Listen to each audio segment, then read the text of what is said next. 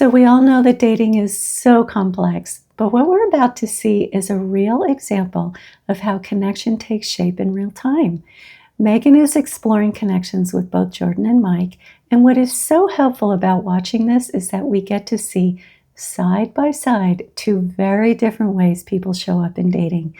One leads with lifestyle and image, and the other leads with openness and values. And there is one single moment where Meg's entire connection changes direction.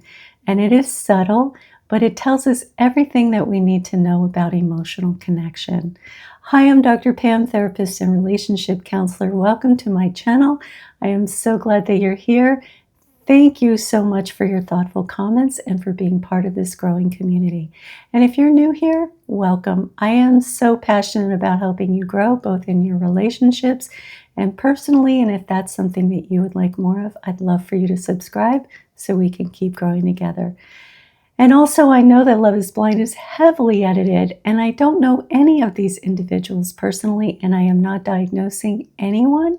I am simply commenting on what we're shown so that we can explore relationship patterns, communication, and emotional dynamics. My goal is never to judge anyone, but to offer you insights that can help you better understand yourself and your relationships.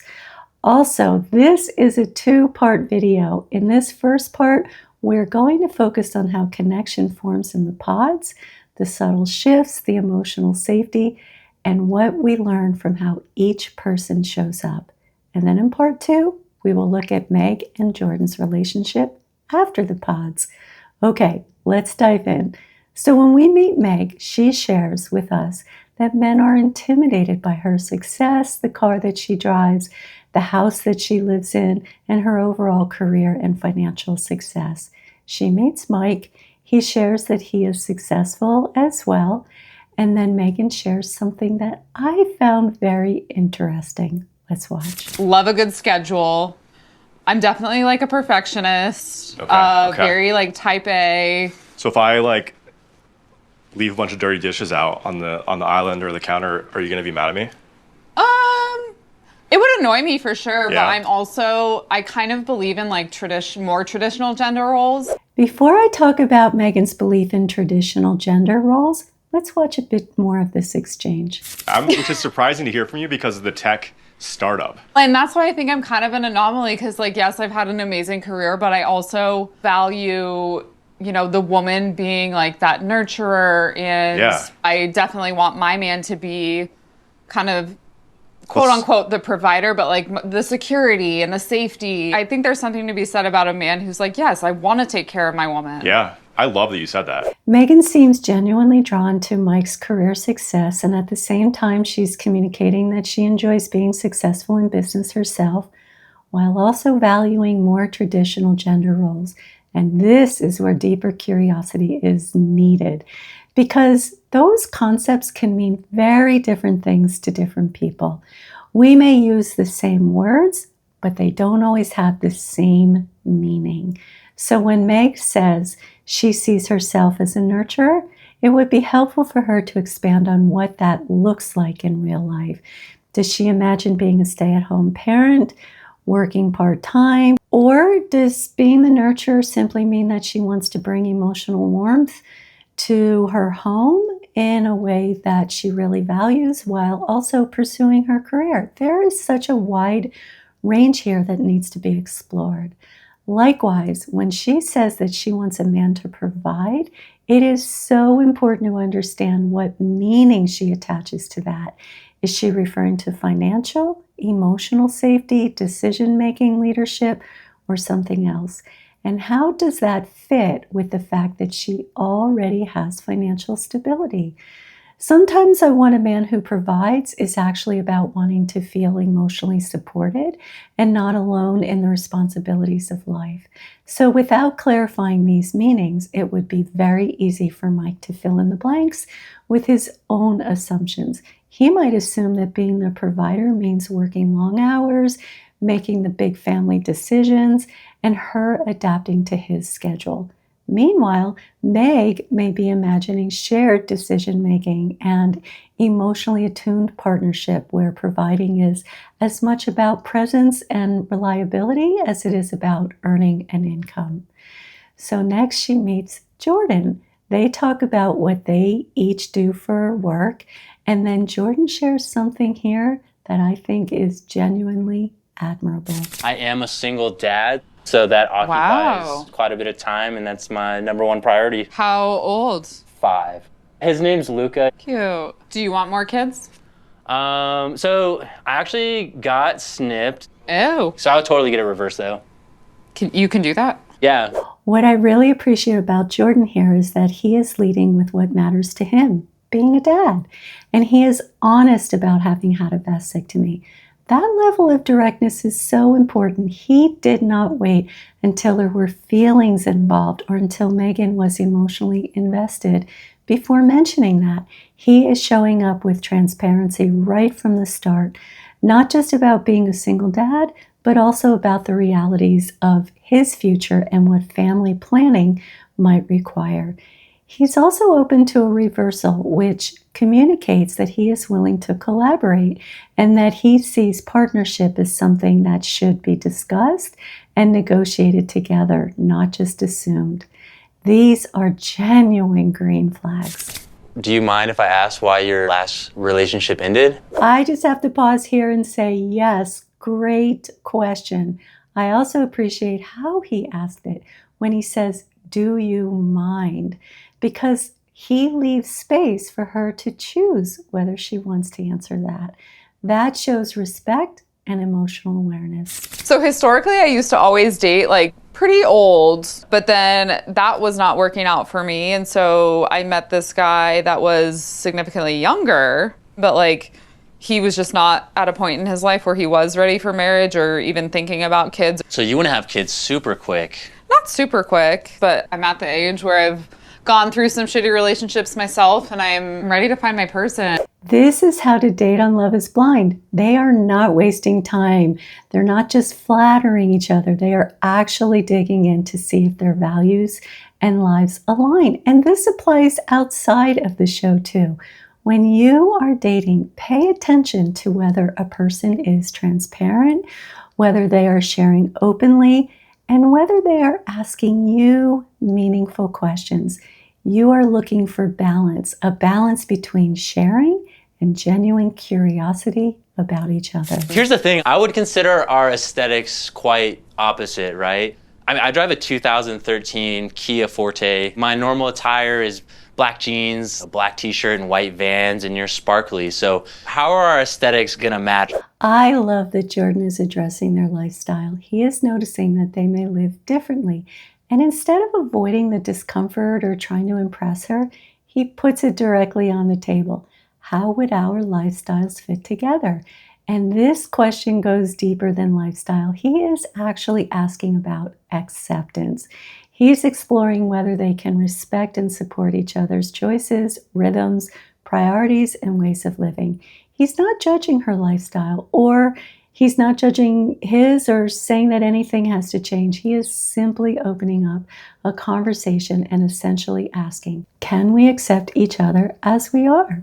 Can our lives work together without one of us having to diminish or reshape ourselves? This is mature, grounded dating.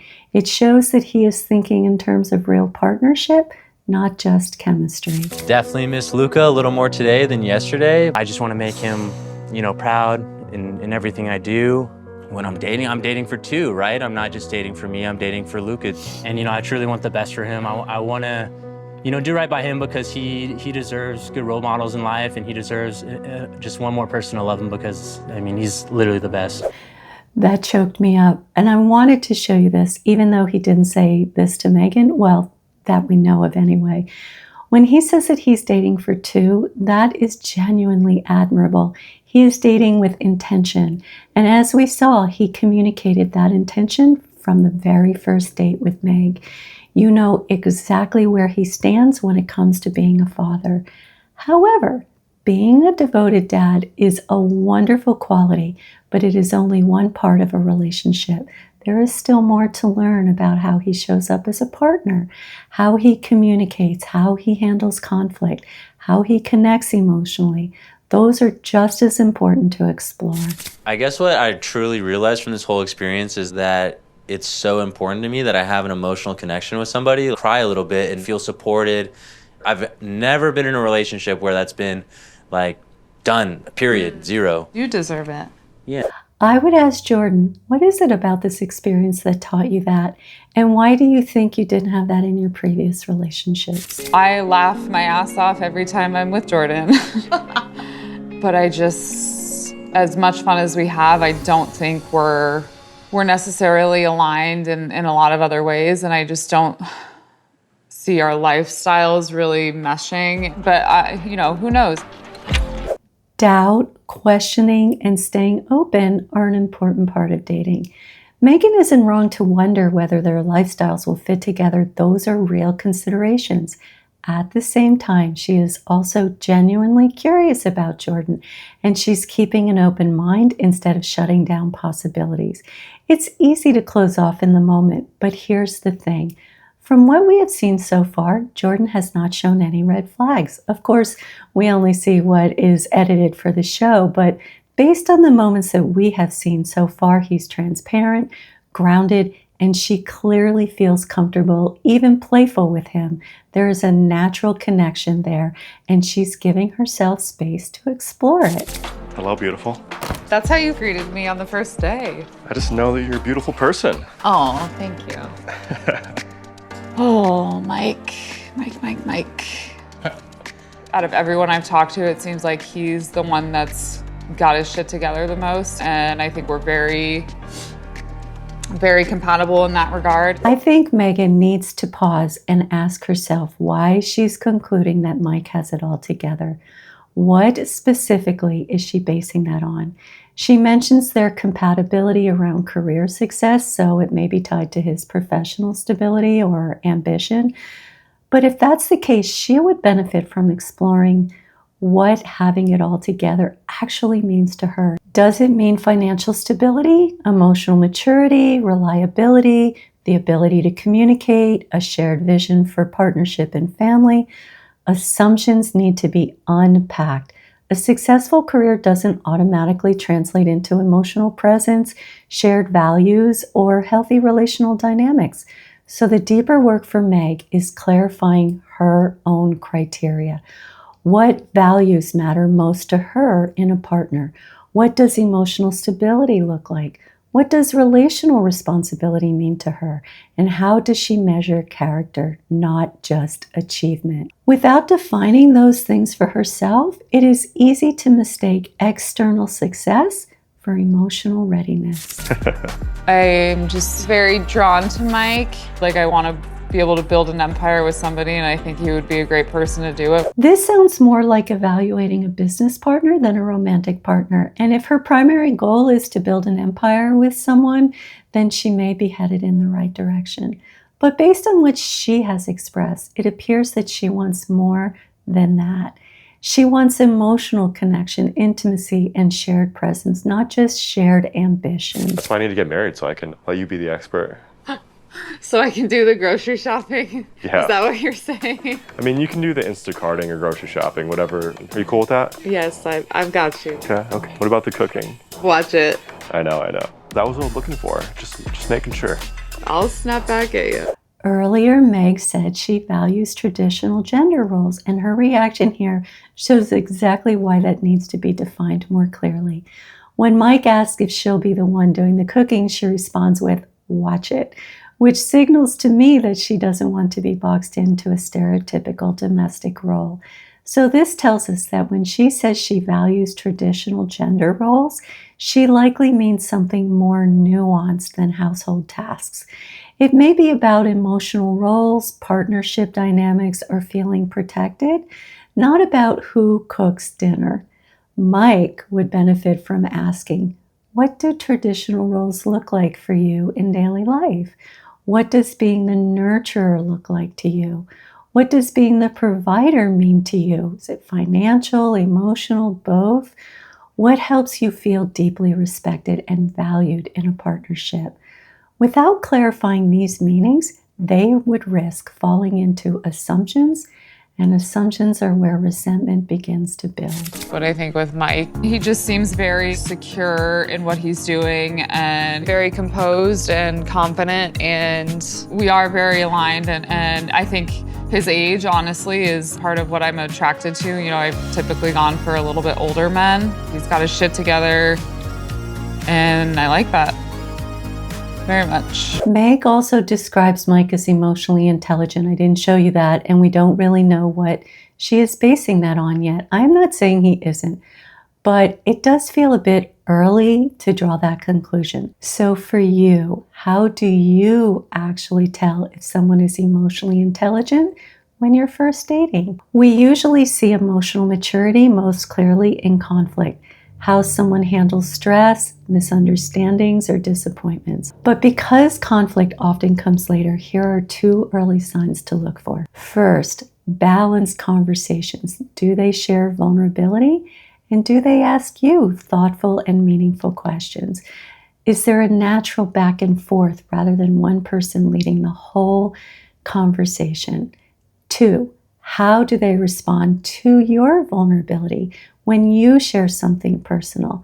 Do they respond with empathy, or do they dismiss it, minimize it, or try to fix it? But here's something important to consider. Some people sound emotionally intelligent because they know the right thing to say. Real emotional maturity becomes clear when things get harder. Can this person stay emotionally regulated rather than lash out, withdraw, or stonewall? Do they take accountability and engage in repair? Also, and this is so important, there is a big difference between being emotionally immature overall and having an emotionally immature moment. We have all had moments where we don't show up as our best selves. The key difference is whether you can recognize it, take accountability, and engage in repair. Someone who is emotionally mature can reflect, shift, and respond in a healthier way. So Megan continues dating both Jordan and Mike. She likes both of them, but at this point, she's seen Jordan more as a friend and feels that Mike aligns more with her lifestyle. But then something shifts for Megan after a particular date with Jordan. Let's break down what may have caused that shift, and I'm going to show you the difference in how Jordan shows up on a date compared to how Mike shows up on a date. I have the best time talking to you. Yeah. I absolutely love it. Same. Sparkles. I feel like such a dork that I led with that, but... No, it's cute. I think the most sparkling thing about you is your personality. Aw. You know, like just the conversation. That's sweet. Don't let it get to your head, okay? No, I'm just kidding. You deserve to let it go to your head. Jordan is letting us see different layers of who he is. From the very beginning, he showed up with honesty, sharing that he has a son and that he had a vasectomy. Then we saw his lighthearted humor, and now he's opening up further by sharing that he genuinely enjoys conversations with Meg. What matters here is that he feels authentic, and his authenticity has been consistent. He was open and honest on the very first date, and he continues to be. For example, he openly shares the kind of car he drives, even though he knows Meg drives something more expensive. There's no exaggeration, no trying to match her or impress her. He's not performing. He is simply being himself. So what's your purpose in life right now? Just out of curiosity, like what do you feel like your purpose is? All I have to say is, wow, great question. I think about that sometimes because I didn't want kids. I just was so materialistic and just, I'm still materialistic. You don't strike me as like the materialistic type. I drive a very humble car. Right. I live in my apartments. But what I do love to do is spend money on going out to nice dinners and buying nice clothes. I do have a pair of Gucci shoes that I felt real cool. Now Jordan is sharing his values. He explains that for him, balance matters. He doesn't mind driving a modest car, living in a modest apartment, but he chooses to spend money on experiences like going out to dinner, as well as having some nice clothes. And Mike comes from this place. I don't know if I told you, but I have a hot tub and a sauna at my place. Ooh. Enough for 2 people? I got room for you. You talked about the holistic stuff. Yeah. and I'm in that game for sure.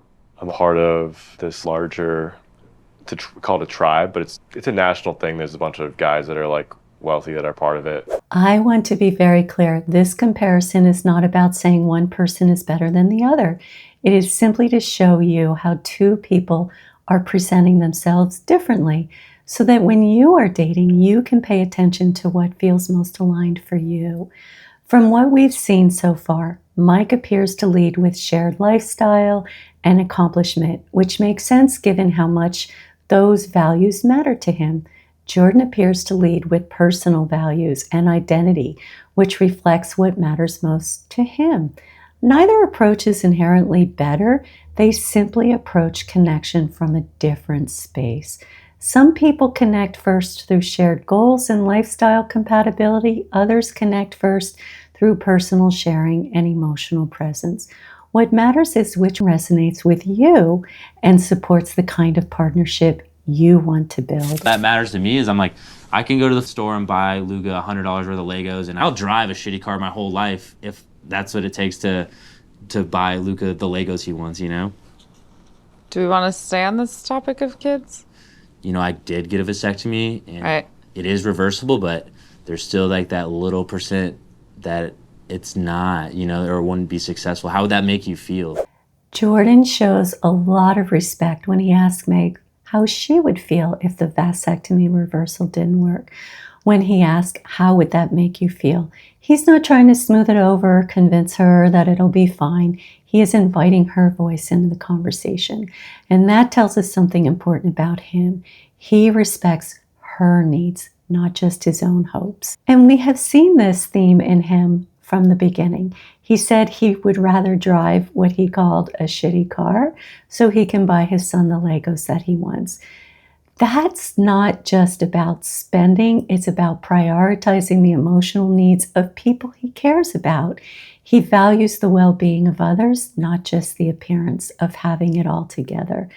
And here he is doing the same thing with Megan. He's not assuming what she should want, and he's not telling her how to feel. He's saying, your experience here matters.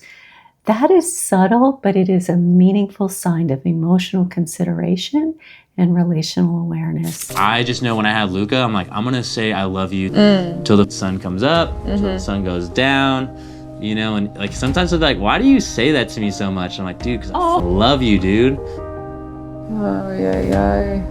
I think this is where we start to see the shift happening for Meg. It can be powerful to hear someone express that level of emotional intensity and clarity about how they feel. My bed is much comfier. Do we have a king-size bed? Oh yeah, Tempur-Pedic. Oh, me too. I'm like a little furnace when I sleep, so it's like, okay, love you. I'm gonna go to bed. Did you just confess your love to me? Am I your number one? I won't tell anyone. I wanted to show you this because I sense that Mike has a competitive edge.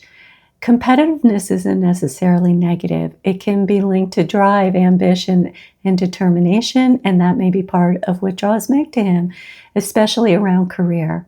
However, when competitiveness shows up inside of a relationship, it can sometimes cause partners to move past the slower, more vulnerable work of truly getting to know one another.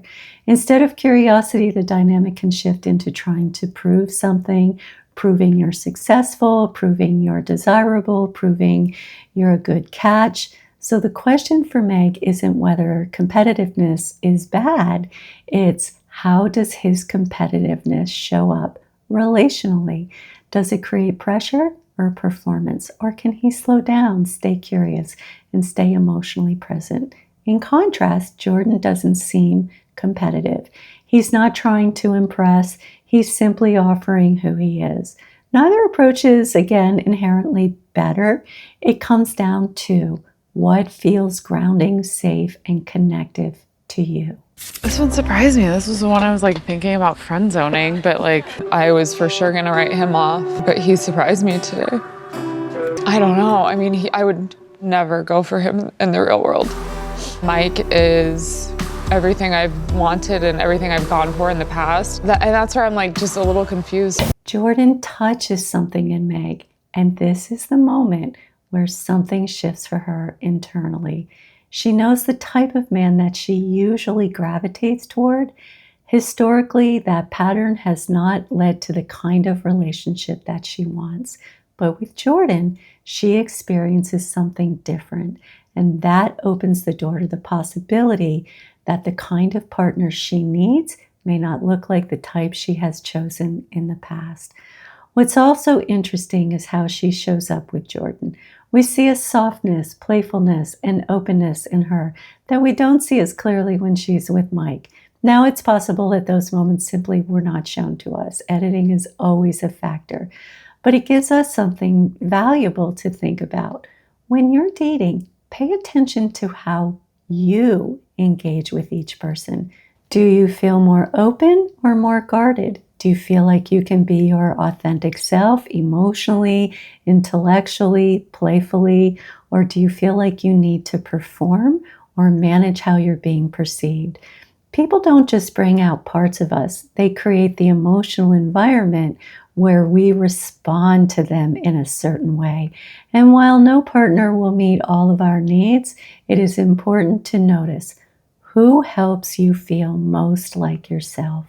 Because connection isn't just about who you want, it's about who you can be in their presence. Our last date, best date I had this whole time. Shifted a lot for me. You're just like better at communicating. I don't need to be trying to interpret or translate through someone's feelings. And I want to be able to go and pop a bottle of champagne with my wife and drink and laugh and then go to sleep and not argue a single second of the day. That like made me teary-eyed. So I hate to be a Debbie Downer here, but when someone says, I don't want to argue a single second of the day, that is a moment to pause. That's the time to ask, how do you feel about conflict in a relationship? How do you approach conflict when it happens? Because no matter how compatible two people are, conflict is inevitable. It's not a sign that something is wrong. It's a part of being in a real relationship. What matters is whether both people can stay engaged, communicate, and repair when things get hard. Now, this doesn't mean that conflict will be smooth or pleasant. I wish that were true.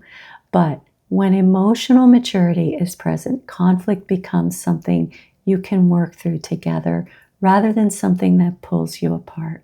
Because it's easy to love someone when everything feels light. The real question is whether you can love and stay connected when it isn't light, when it gets hard. I just know there are relationships out there where people don't argue. Like I work with guys where I've never ever heard them complain about their wife, and they've been married 15 years. I've never had a healthy relationship like my kid's mom. We just were not compatible. And like an extreme lack of compatibility is naturally going to lead to arguments. Please don't define a relationship without conflict as healthy. Often the opposite is true. There is a big difference between healthy conflict and toxic conflict. Healthy conflict allows you to express your needs, work through misunderstandings, and repair.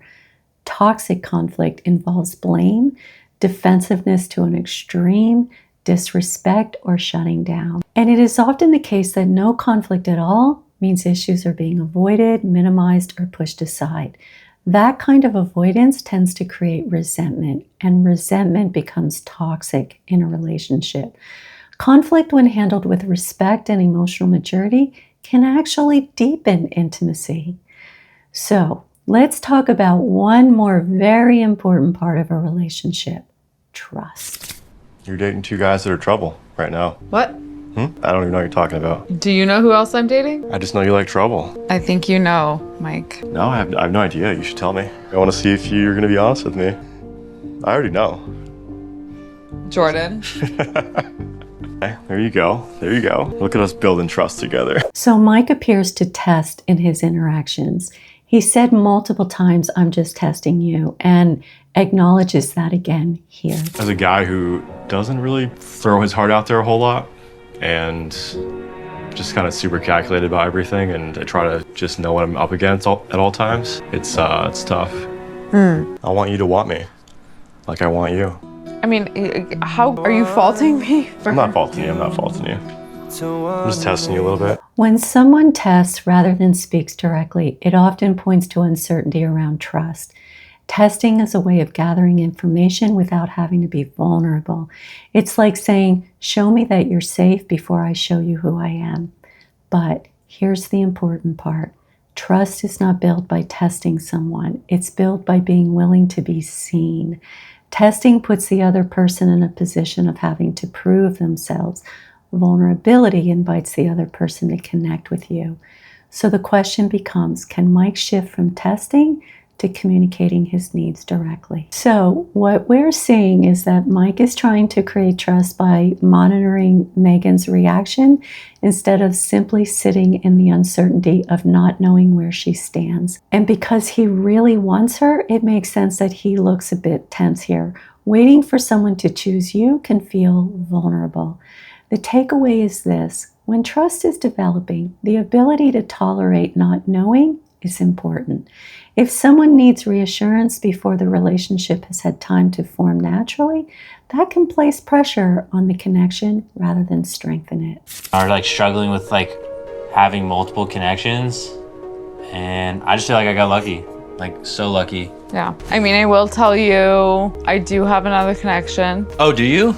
Yeah. Honestly, Jordan, I didn't know you didn't know that. Yeah, no, that was my fault for assuming. I'm sorry. In contrast, when Jordan learns that Meg has another connection, he responds very different. He apologizes for making assumptions and acknowledges that what he's asking of her is difficult because he has a child. I'm sorry, Meg. That was my fault. No. Why are you apologizing? I really appreciate you being transparent with that. I know that's probably not easy for you. I don't know who else you're talking to, but I know it's like hard. Like I'm almost putting you in a tough situation for just like asking you to join my family. And I just appreciate that you're even in here right now. You don't have to be here. This matters for trust. He's recognizing the impact of his circumstances on her rather than trying to secure reassurance from her. He's not asking her to prove anything or choose quickly. He's simply naming the reality and respecting her experience in all of this. That creates trust, because trust grows when someone shows that they are thinking about your position, not just their own. Jordan doesn't test Meg. Instead, he thanks her for being transparent about her other connection. And then he responds with compassion by saying that must not be easy for you. He is acknowledging her experience, not asking her to reassure him. That's another response that builds trust. I truly appreciate you even being open to it, because, you know, I would just commit to loving you every single day, every single second, until we're old and we're frail. And then, you know, Luke is just a bonus. He's gonna love you too. Thank you. Jordan is letting Meg know that being with him, someone who has a child, shouldn't feel like a burden or responsibility that she has to carry. It should feel like being part of something loving and meaningful. Again, he is reassuring her, even when she isn't asking for it. That also builds trust. I feel so bad that you have to go through this right now. But I mean, I guess like whoever you choose, I want you to do what's best for you. Even that response is like very telling for me. I just know you would be happy. Oh, I love you. Whoa! Oh. Is it getting hot in here? I didn't say that. Maybe. I love you too, Meg. At this point, you can definitely trust Jordan's authenticity. He didn't know that Meg had another connection, yet instead of reacting with anger or pulling away, he says that he wants to be with her. But he also wants her to choose what is best for her, even if that isn't him. That shows confidence without control and trust without pressure. Okay, so we know that Meg chooses Jordan, and that's where we will pick up next week. I am so excited to dive into their relationship with all of you, so I will see you next time.